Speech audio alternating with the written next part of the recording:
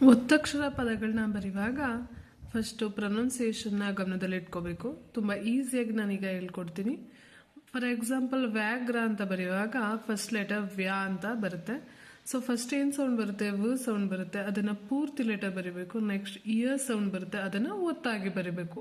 ಎಷ್ಟು ಸಿಂಪಲ್ ಇದೆ ಅಲ್ವಾ ಒತ್ತಕ್ಷರ. ಹಾಗೆ ಆರ್ತನಾದ ಸರಿನಾ ಆತ್ರನಾದ ಸರಿನಾ ತಿಳ್ಕೊಳ್ಳೋಣ ಬನ್ನಿ ಈ ವಿಡಿಯೋದಲ್ಲಿ. ಈಸಿಯಾಗಿ ಒತ್ತಕ್ಷರ ಪದಗಳನ್ನ ಅರ್ಕಾವತ್ತು ಮತ್ತು ರಾವತ್ ಉಪಯೋಗಿಸಿ ಬರೆಯೋದನ್ನು ತಿಳ್ಕೊಳ್ಳೋಣ.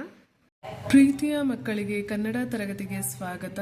ಇವತ್ತಿನ ವಿಡಿಯೋದಲ್ಲಿ ನಾವು ಒತ್ತಕ್ಷರ ಪದಗಳು ಅಂದರೆ ರಾವತ್ತು ಹಾಗೆ ಅರ್ಕಾವತ್ತನ್ನು ಉಪಯೋಗಿಸಿ ಬರೆಯುವಂತಹ ಪದಗಳು ಯಾವುದ್ಯಾವುದು ಅಂತ ತಿಳ್ಕೊಳ್ಳೋಣ. ಮೊದಲನೇದಾಗಿ ವಕ್ರ. ಇದು ರಾವತ್ತು ಇರುವ ಪದಗಳು. ವಕ್ರ ಅನ್ನೋ ಪದನ ಹೇಗೆ ಬರೆಯೋದು ನೋಡೋಣ. ವಾ ಬರ್ದು ಕಾ ಬರ್ದು ಅದಕ್ಕೆ ರಾವತ್ತನ್ನು ಬರಿಬೇಕು. ಇದು ವಕ್ರ ಆಯಿತು. ನೆಕ್ಸ್ಟ್ ಪ್ರೇಮ. ಪೇ ಬರೆದು ರಾವತ್ತನ್ನು ಬರೆದು ಮತ್ತೆ ದೀರ್ಘ ಬರಿಬೇಕು. ಅಂತ ಎಳೆದು ಹೇಳಿರೋದ್ರಿಂದ ಅದಕ್ಕೆ ದೀರ್ಘ ಬರಿಬೇಕು. ಮತ್ತೆ ಮಾ ಪ್ರೇಮ. ನೆಕ್ಸ್ಟ್ ವಿಗ್ರಹ. ವಾಗುಡಿಸು ವಿ ಗ ಅಕ್ಷರ ಬರೆದು ಅದಕ್ಕೆ ರಾವತ್ತು. ನೀವು ಪ್ರೊನೌನ್ಸ್ ಮೂಲಕ ತಿಳ್ಕೊಬೋದು. ವಿಗ್ರಹ. ಸೊ ಗಾಗೆ ರಾ ಒತ್ತು ಸೇರಿ ಗ್ರ ಅಂತ ಅಕ್ಷರ ಆಗಿದೆ. ಹಾಗಾಗಿ ಗಾಗೆ ರಾವತ್ತನ್ನು ಬರಿಬೇಕು. ಹ ವಿಗ್ರಹ. ನೆಕ್ಸ್ಟ್ ವಿಕ್ರಮ. ವಾಗುಡಿಸು ವಿ ಇಲ್ಲಿ ಕ್ರ ಅಂತ ಸೌಂಡ್ ಬಂದಿದೆ. ಹಾಗಾಗಿ ಕಾ ಬರೆದು ಅದಕ್ಕೆ ರಾವತ್ತು ಮ ವಿಕ್ರಮ. ನೆಕ್ಸ್ಟ್ ಛತ್ರ. ಮಹಾಪ್ರಾಣ. ಛಾ ಬರೆದು ತಾ ಅಕ್ಷರ ಬರೆದು ಅದಕ್ಕೆ ರಾವತ್ತನ್ನು ಬರೆದ್ರೆ ಛತ್ರ ಆಗುತ್ತೆ. ನೆಕ್ಸ್ಟ್ ಚಂದ್ರ.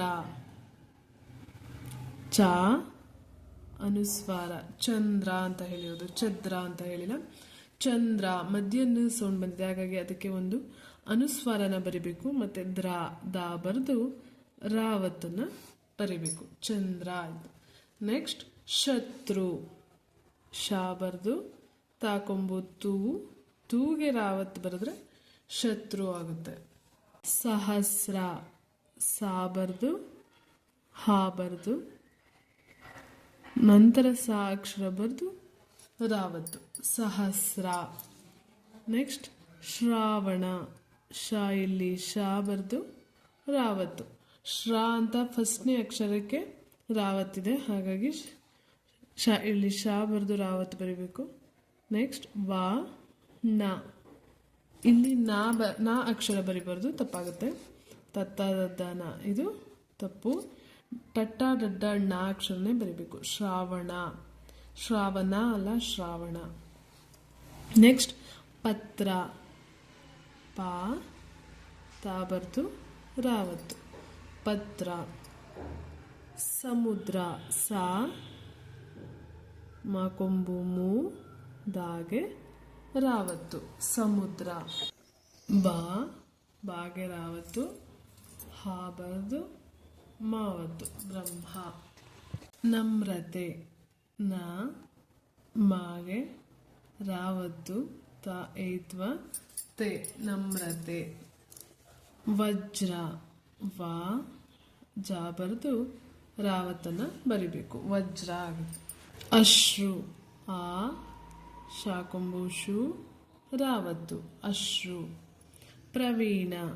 ಪ್ರಾ ವಾಗುಡಿಸು ವಿ ದೀರ್ಘ ನ ಪ್ರವೀಣ.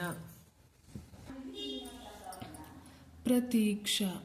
ಪಾ ರಾವತ್ತು ತಾಗುಡಿಸುತ್ತಿ ದೀರ್ಘ ಕ್ಷ ಪ್ರತೀಕ್ಷ.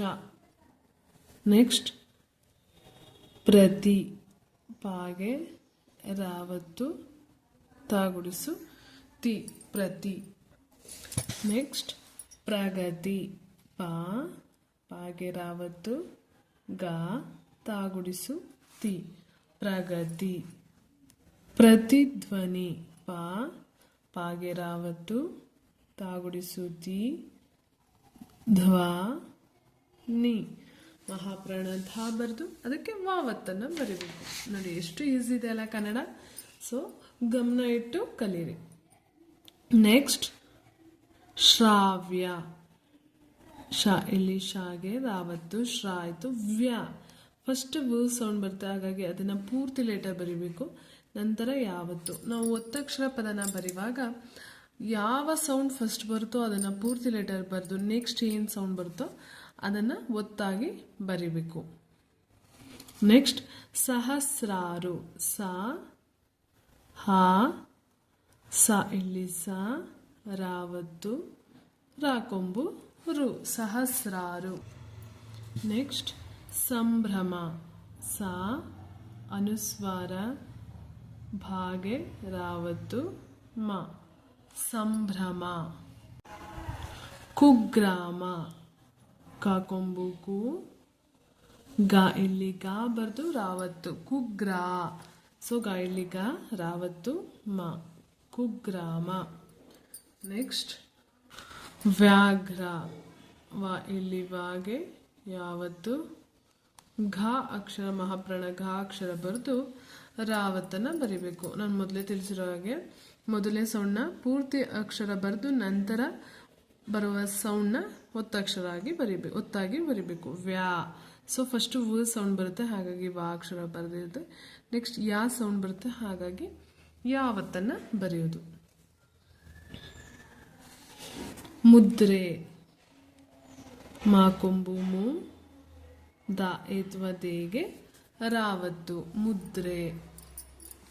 ಧ್ರುವ. ಧಾಕೊಂಬು ಧೂ ಬರ್ದು ರಾವತ್ತು ಧ್ರುವ ಆಯಿತು. ನೆಕ್ಸ್ಟ್ ವಾ ಧ್ರುವ.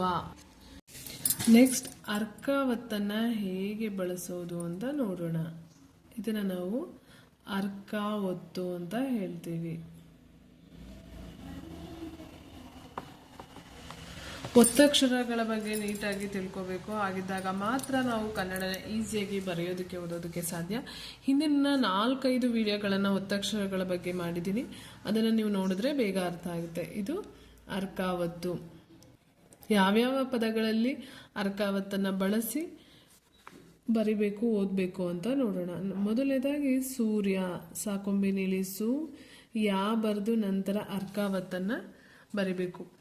ಈ ಅರ್ಕಾವತ್ತನ್ನು ಹೇಗೆ ಪ್ರೊನೌನ್ಸ್ ಮಾಡಬೇಕು ಅಂತ ತಿಳ್ಕೊಳ್ಳೋಣ. ಸಾಕೊಂಬು ಸು ಯಾ ಅರ್ಕಾವತ್ ಬರೆದೆ. ಸೊ ಇದನ್ನು ನಾವು ಸೂರ್ಯ ಅಂತ ಓದ್ತೀವಿ. ಅರ್ಕಾವತ್ಗೆ ರ ಸೌಂಡು.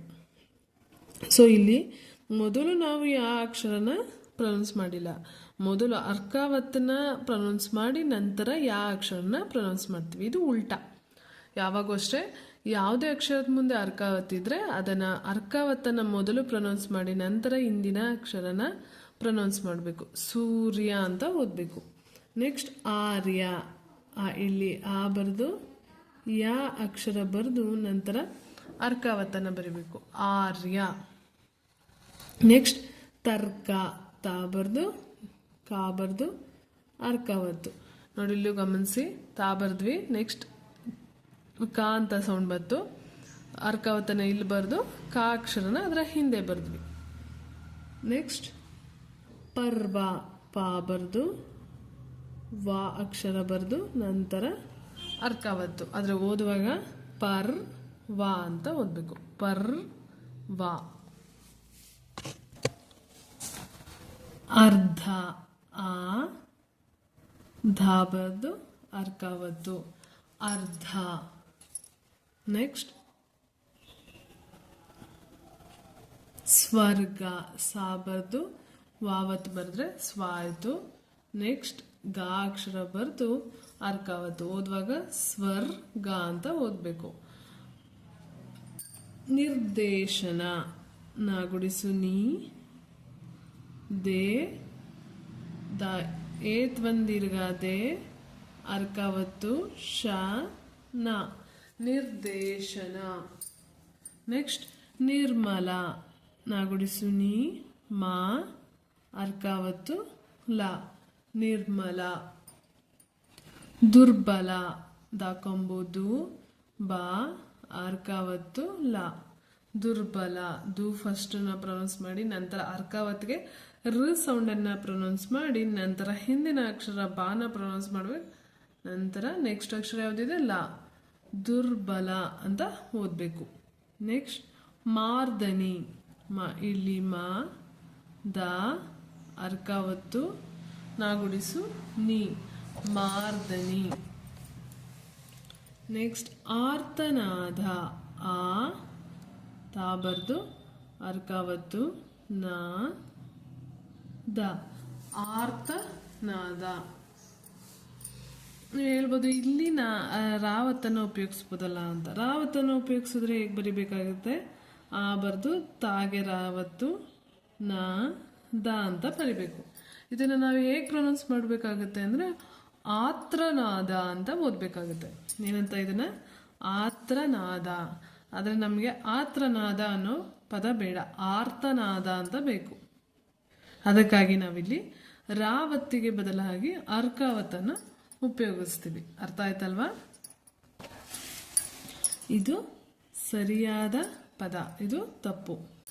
ಯಾವ್ಯಾವ ಪದಕ್ಕೆ ರಾವತ್ತು, ಯಾವ್ಯಾವ ಪದಕ್ಕೆ ಅರ್ಕಾವತ್ತನ್ನು ಉಪಯೋಗಿಸ್ಬೇಕು ಅಂತ ಈಗ ಅರ್ಥ ಆಯ್ತಲ್ವಾ? ನೆಕ್ಸ್ಟ್ ಮರ್ಕಟ. ನೆಕ್ಸ್ಟ್ ಮರ್ಕಟ, ಮಾ ಕ ಅರ್ಕಾವತ್ತು ಟ, ಮರ್ಕಟ. ದರ್ಭೆ, ದಾ ಬರ್ದು. ನಿಮಗೆ ಇನ್ನೊಂದು ಈಸಿಯಾದ ಮೆಥಡ್ ಅಂದರೆ ಫಸ್ಟ್ ಅರ್ಕಾವತ್ತು ಬರೆದು ಭೇ ಅಂತಲೂ ಬರಿಬೋದು. ಈಗ ಇದೇನಾಯಿತು, ದರ್ಭೆ ಆಯಿತು. ನೆಕ್ಸ್ಟ್ ಮೂರ್ಛೆ, ಮಾ ಕೊಂಬಿ ನೀಲಿ ಮೂ, ಅರ್ಕಾವತ್ತನ್ನು ಬರೆದು ಅದ್ರ ಹಿಂದೆಗಡೆ ಛೇ ಅಕ್ಷರನ ಬರಿಬೇಕು, ಮೂರ್ಛೆ. ಕೀರ್ತಿ, ಕಾಗುಡಿಸುಂದೀರ್ಘ ಕಿ, ತಾಗುಡಿಸುತ್ತಿ, ನಂತರ ಅರ್ಕಾವತ್ತು, ಕೀರ್ತಿ. ಅರ್ಪಣೆ, ಆ ಪ ಅರ್ಕಾವತ್ತು ನ ಏತ್ವ ನೆ, ಅರ್ಪಣೆ. ಮರ್ಯಾದೆ, ಮಾ ಯೈಲಿಯ ಅರ್ಕಾವತ್ತು ದೆ, ಮರ್ಯಾದೆ. ಕರ್ತ, ಕಾ ತಾ ಅರ್ಕಾವತ್ತು ಕರ್ತ. ಕಾರ್ಡ್, ಕಾ ಇಲ್ಲಿ ಕಾ ಡ್ ಅರ್ಕಾವತ್ತು ಕಾರ್ಡ್. ಮೂರ್ತಿ, ಮೂ ತಾಗುಡಿಸುತ್ತಿ ಅರ್ಕಾವತ್ತು, ಮೂರ್ತಿ. ಹೀಗೆ ಪದಗಳನ್ನು ಬರೆಯೋದ್ರ ಮೂಲಕ ನಾವಿವತ್ತು ರಾವತ್ತು ಮತ್ತು ಅರ್ಕಾವತ್ತನ್ನು ಎಲ್ಲೆಲ್ಲಿ ಬಳಸಬೇಕು, ಹೇಗೆ ಓದಬೇಕು ಅಂತ ತಿಳ್ಕೊಂಡ್ವಿ. ಈ ವಿಡಿಯೋ ನಿಮಗೆ ಅರ್ಥ ಆಗಿದೆ ಅಂತ ಭಾವಿಸ್ತೀನಿ. ಈ ವಿಡಿಯೋ ಇಷ್ಟ ಆಗಿದ್ರೆ ಲೈಕ್ ಮಾಡಿ, ಹಾಗೆ ಅವಶ್ಯಕತೆ ಇರೋರಿಗೆ ಶೇರ್ ಮಾಡಿ. ಸೊ ಎಕ್ಸಾಮ್ ಟೈಮ್ಸ್ ಇದೆ, ಸೊ ಎಲ್ಲರೂ ಚೆನ್ನಾಗಿ ಓದಿ ಒಳ್ಳೆ ಮಾರ್ಕ್ಸ್ನ ತಗೊಳ್ಳಿ. All the best.